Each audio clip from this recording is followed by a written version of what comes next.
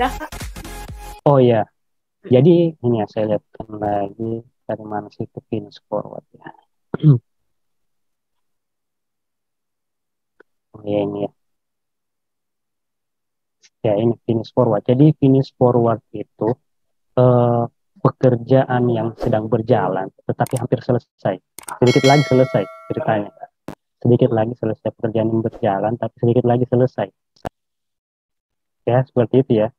Jadi pekerjaan yang sementara berjalan, yang sedikit lagi selesai. Jadi di sini finish forward. Ini kan cuma pengkodean nih. Walaupun terserah kita mau pakai apa. Di sini mau pakai apa namanya finish sebentar lagi mungkin.